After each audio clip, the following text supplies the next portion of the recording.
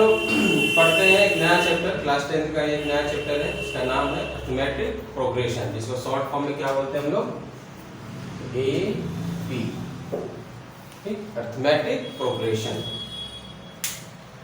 तो arithmetic progression में पढ़ने से पहले सबसे पहले हम जानते हैं कि इसमें पढ़ना क्या क्या है। देखिए अरिथमेटिक प्रोग्रेशन क्या होता है, एक नंबर का एक सीक्वेंस होता है, एक सीरीज होता है, इसमें कई सारे नंबर से पार्टिकुलर ऑर्डर में लिखे रहते हैं। तो उस ऑर्डर में से क्या क्या पढ़ना है हमको कि कोई टर्म, जैसे कि कोई टर्म an टर्म हम ले लिया, कोई सा टर्म हो सकता है, ठीक, मिसिंग टर्म ले लिया, पहला चीज, दूसरा हमको मिसिंग टर्म पढ़ना है, मिसिंग टर्म, वो मिसिंग टर्म कोई सा भी हो सकता है, स्टार्ट से हो सकता है, लास्ट हो सकता है, बीच का हो सकता है। उसके बाद तीसरा हमको पढ़ेंगे नंबर ऑफ टर्म्स, कि पार्टिकुलर एक सीरीज है, एक सीक्वेंस है, तो उसमें कितने टर्म्स होंगे ये हमको पढ़ना है। देन उसके बाद हम लोग को पढ़ना है सम ऑफ सीरीज या सम ऑफ एपी, मतलब कि जो हमारा प्रोग्रेशन दिया हुआ है या जो नंबर सीक्वेंस दिया हुआ है उसका सम कितना होगा, ठीक। इसके बाद सम में भी क्या होता है कि जैसे बोला जाएगा कि फर्स्ट 5 टर्म्स का सम, मतलब सम पहले n टर्म्स का सम निकालिए या लास्ट का n टर्म्स से सम निकालिए, ये सब हमको एपी में पढ़ना है इस चैप्टर में, ठीक। तो सबसे पहले शुरू करते हैं कि सीक्वेंस किसको कहते हैं। सीक्वेंस समझना बहुत जरूरी है, तभी हमको समझ में आएगा कि एपी का क्या मतलब है। देखिए सीक्वेंस क्या कह रहा है कि some number arrange in a defined order, कुछ ऐसे नंबर जो एक पार्टिकुलर डिफाइंड ऑर्डर में लिखे गए हैं, दिए गए हैं, जो according to a defined rule, एक रूल के अकॉर्डिंग, जो एक डिफाइंड रूल होना चाहिए। जैसे हम एग्जांपल ले, सब इसको इरेज करते हैं। तो क्या कह रहा है कि some number arrange in a defined order according to a defined rule, मतलब किसी एक पार्टिकुलर रूल के तहत में, कोई रूल के एवज में वो कुछ नंबर ऐसे लिखे हुए हैं, जैसे हमने मान लिया 1 2 3 4 5 डॉट ऐसे लिखे हैं। अब क्या है कि एक सीक्वेंस है, ये सीक्वेंस क्या है कि some number arrange in a defined order, एक डिफाइंड ऑर्डर में है, ठीक। मान लीजिए 5 तक जाते जाते ये 100 तक फिनिश हो, मान लेते हैं ऐसा, ठीक। और finite order according to a defined rule, देखिए एक रूल के ही साथ ये फॉलो हुआ, जैसे कि 1 और के बाद 2 2 के बाद 3 3 के बाद 4 ऐसे चल रहा है सीक्वेंस, तो क्या बोलेंगे, इसको हम सीक्वेंस कहेंगे, ठीक। उसी तरह अब एपी किसको कहेंगे, अरिथमेटिक प्रोग्रेशन किसको कहेंगे। देखिए हम बार बार 30 क्वेश्चन कहना सही नहीं, इसलिए हम शॉर्ट फॉर्म में एपी लेके बोलेंगे, एपी ज्यादा सही है बोलना, ठीक है। एपी किसको कहेंगे, a sequence in which each term differs from its preceding term, मतलब कि जो भी टर्म होगा वो अपने पहले टर्म से अलग वैल्यू दिखाएगा, तब क्या कहेंगे, उसको हम एपी कहेंगे, ठीक। ये भी एक एपी ही है क्योंकि ये टर्म पहले और प्रीसीडिंग टर्म से डिफर है।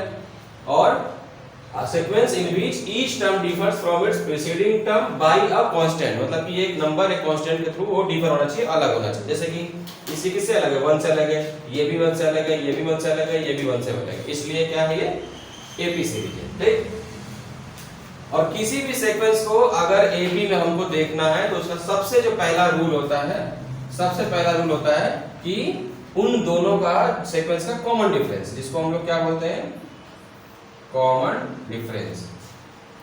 Common difference is always same.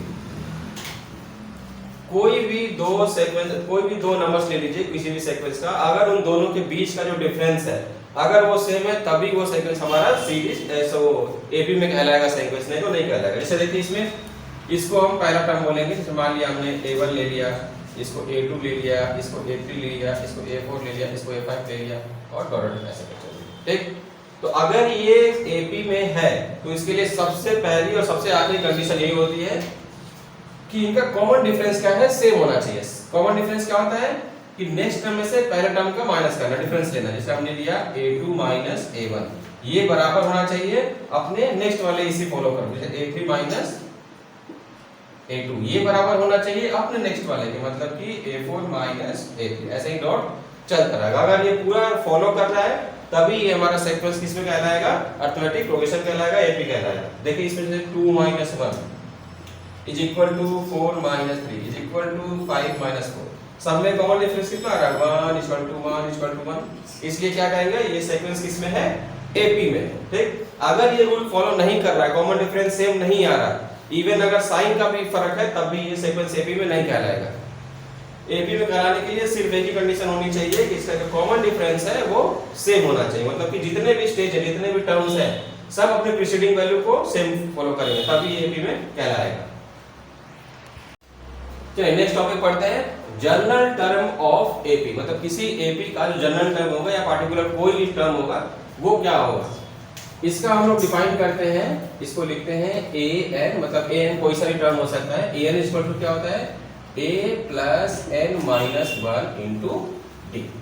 इसी फॉर्मूले से हम डिफाइन करेंगे किसी भी सीक्वेंस का, किसी भी एपी का जो जनरल टर्म्स होगा। जैसे मान लीजिए फॉर एग्जांपल हमें लेता है कि एक सीक्वेंस ले लिया, एक एपी लिए 2 4 6 8 10 डैश डैश डैश 400।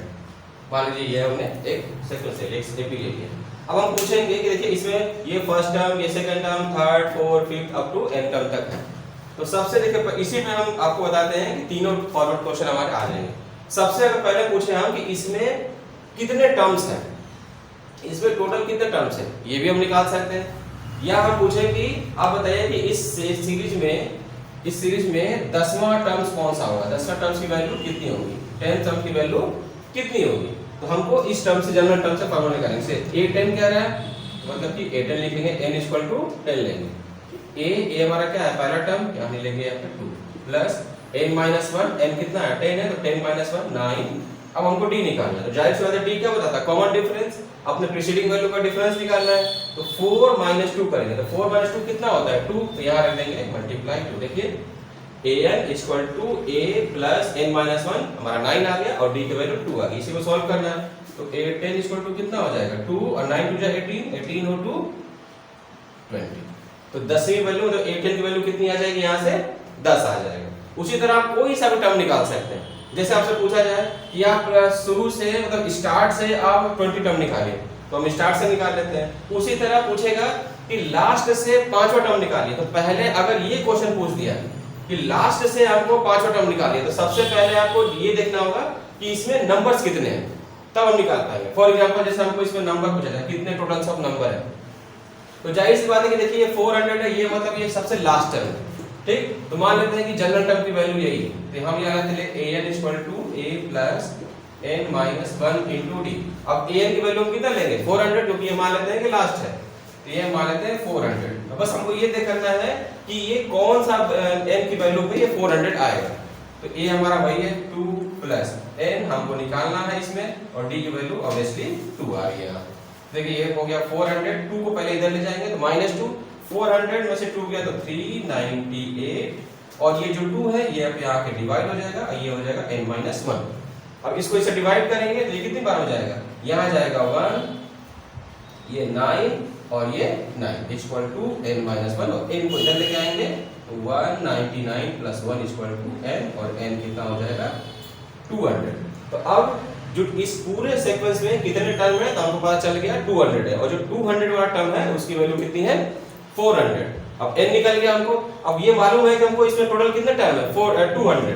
तो अगर लास्ट से पूछा जाए तो देखिए 200 है, तो यहाँ लिखेंगे 200, फिर 199, 198, 197, 196। अब देखिए 1 2 3 4 5, लास्ट से 5वां टर्म कौन सा हमको निकालना होगा 196 निकालना होगा।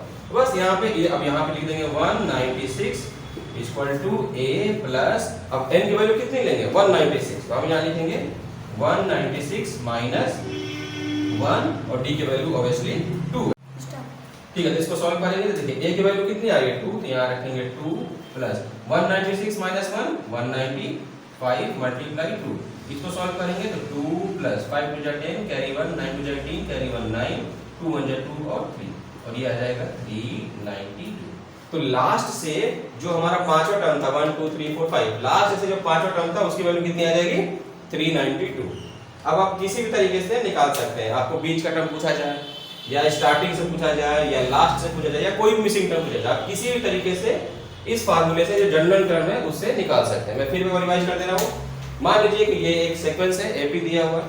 क्वेश्चन में आपसे ये पूछ रहे हैं कि सबसे पहला कि इसमें कितने टर्म्स हैं, तो जब कितने टर्म्स निकालना है तो जाहिर सी बात है कि ये लास्ट टर्म है, तो इसको हम वैल्यू मान लेते हैं an। बस आपको ये चेक करना है कि n की किस वैल्यू पे ये वैल्यू आएगी।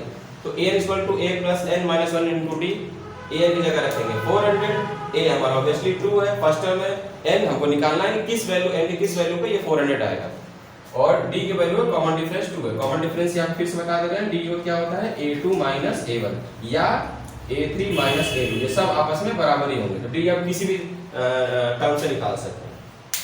तो यहाँ पर d की वैल्यू कितनी आ गई 2। अब इसको सॉल्व करेंगे तो n की वैल्यू 200, मतलब इस टोटल सीक्वेंस में 200 टर्म है, मतलब 200 टर्म्स है, और जो लास्ट टर्म है 200 उसी की वैल्यू 400 है।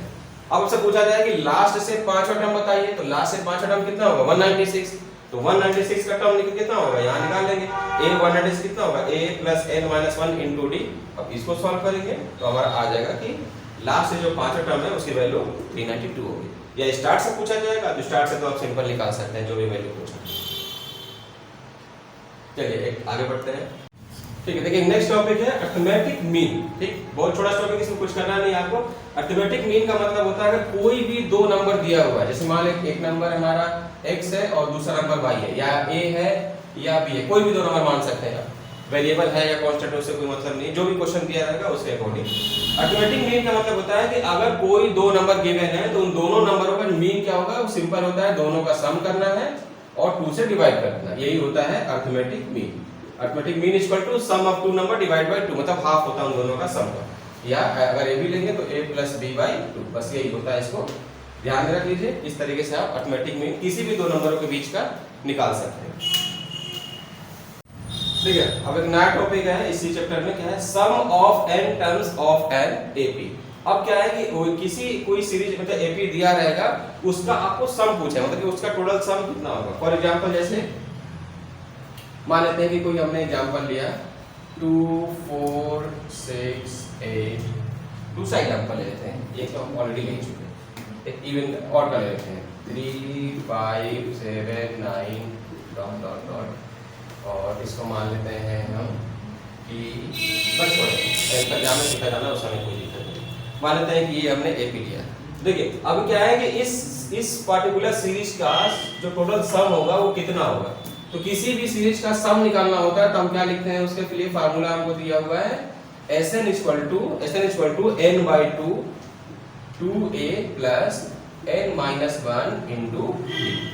ठीक, ये हमारा होता है सम ऑफ सीरीज का फार्मूला, मतलब कि किसी पार्टिकुलर एपी में जितने भी टर्म हैं उन सब टर्म का जो सम होगा वो इससे निकालते हैं। या इसको थोड़ा सा और आप डिफाइन कर सकते हैं, तो Sn इक्वल टू लिखेंगे n बाई 2, देखिए 2a है तो इसको लिख सकते हैं a plus n minus 1 into d, ये भी लिख सकते हैं हम लोग। 2a को हमने ब्रेक कर दिया a प्लस a में, और देखिए a प्लस n माइनस 1 कितना होता है, इसको क्या हम बोलेंगे जनरल टर्म, तो हम लिखेंगे Sn equal to n by 2 a plus an। an क्या था, ये था ना हमारा जनरल टर्म, किसी अभी प्रीवियस वाले से पढ़ा था टॉपिक हमने, तो ऐसा भी लिख सकते हैं। ये भी फार्मूला है, डिपेंड करेगा कि क्वेश्चन में जितने डेटा है कि उसे अकॉर्डिंग से हम ये लगाएंगे या चॉइस में लगाएंगे। ठीक है, चलिए इस पे देखते हैं क्वेश्चन।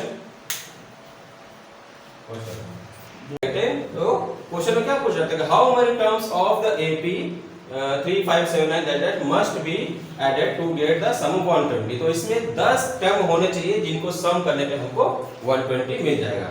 आप इजीली देखिए कैसे पता कि ये सही भी है कि नहीं। मान लीजिए 10 टर्म आ गया तो इसको चेक कर लीजिए 3 5 7 9। अब चूंकि दो का डिफरेंस है तो 9 के बाद क्या आएगा 11। तो हम सीरीज जो बनाएंगे फिर यहाँ लिख लेते हैं 3 5 7 9 11 13 15 17 19 21 23। कितने टर्म्स हो गए 1 2 3 4 5 6 7 8 9 10 टर्म हो गए।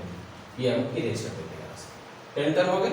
इस सीरीज के अकॉर्डिंग देखिए 3 5 7 9 3 5 7 9 11 13 15 17 19 20। n के वैल्यू 10 लिया था हमने तो 10 टर्म ले लिए। अब इनका सम देखेंगे कि 120 आना चाहिए। चलिए चेक कर लेते हैं। फार्मूला क्या था हमारा, इसको इरेज करते हैं, इसकी जरूरत नहीं है अभी। ठीक है, यहाँ पे चेक कर दे तो Sn की वैल्यू कितनी थी, Sn इक्वल टू होता है n by 2 2a plus n minus 1 into d। n कितना हमारा 10 लिए थे तो 10 2 को डिवाइड करेंगे तो 5 और 2a, a की वैल्यू कितनी थी हमारी 3, तो 3 इंटू 2 6 प्लस n माइनस 1 मतलब 10 माइनस 1 कितना होगा 9। यहाँ लिखेंगे 9 और मल्टीप्लाई 2 डी की वैल्यू कितनी थी 5 माइनस 3 2, यहाँ लिखेंगे 2। अब 5 6 प्लस 9 2 जा 18 और अब इसको मल्टीप्लाई करेंगे तो 5 और देखिए 18 प्लस 6 कितना होता है 24 और इसको जब सॉल्व करेंगे तो ये आ जाएगा 120। इसका मतलब कि जो m की वैल्यू लिया था वो बिल्कुल सही है क्योंकि इसको सम करने पे उतना ही आ रहा है। तो देखिए किसी भी एपी में क्वेश्चन जो आते हैं वो किसी तरीके से आपको कॉन्सेप्ट क्लियर रखना है कि क्या क्या होता है। कॉन्सेप्ट क्लियर रहेगा तो कोई सा भी क्वेश्चन इजीली कर सकते हैं, चाहे वो नेगेटिव टर्म हो चाहे वो कोई, जैसे कोई एक क्वेश्चन आता है कि कोई एपी दे देगा पूछेगा कि इसमें कौन सा टर्म जो होगा वो सबसे पहला नेगेटिव वैल्यू है। फॉर एग्जांपल जैसे हम एक लेते हैं, इसको इरेज करते हैं,